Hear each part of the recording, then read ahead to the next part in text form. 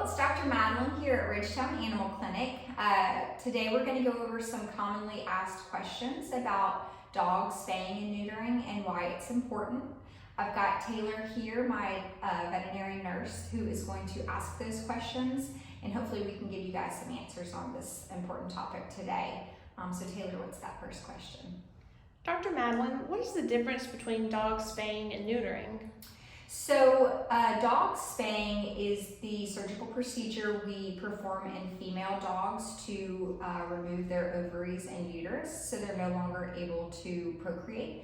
And then dog neutering is where we surgically remove dog testicles so they're no longer able to procreate. How does spaying or neutering impact the health and well-being of my pet?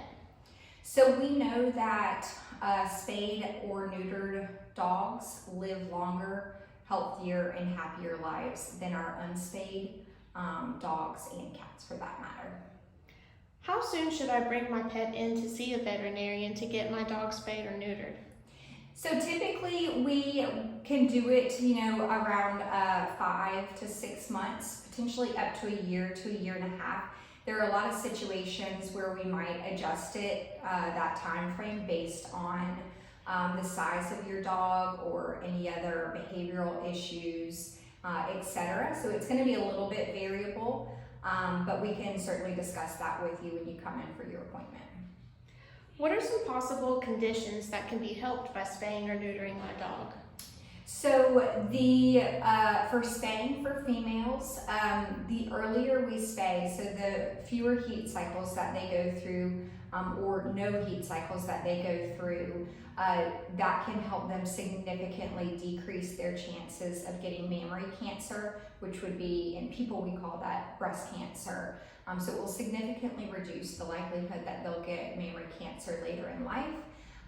We also completely remove the probability of them getting ovarian cancers or a uterine infection called a pyometra, which is a surgical emergency, and your dog can become very sick if they do get that.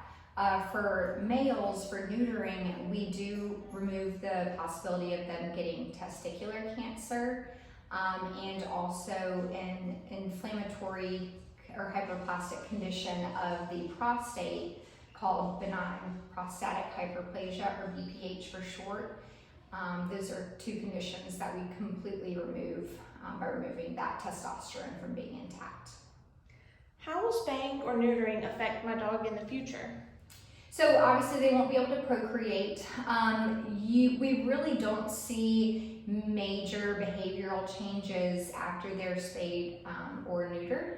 That is a little bit of a misconception. Now, if we are dealing with some behavioral issues such as aggression with other dogs or humping or things like that, mainly in our males, the earlier we neuter, the better. So that's one of those situations where we might recommend neutering closer to 6 months. The older they get, a lot of those behaviors do become more set in stone, and so neutering them might not have the effect that we want. But we will get a lot of questions about people being concerned that it's going to change their demeanor, and we really don't see that.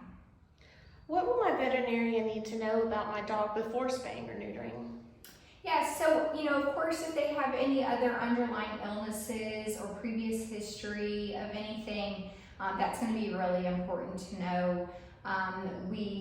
For the females, we would love to know if they're pregnant or in heat, which can change, not only the cost, but the riskiness of the procedure. So, those are things that we would like to know beforehand. We do also offer the option of pre-anesthetic lab work. It is optional for our pets under 7. However, that does also give us some indication if there's anything else going on.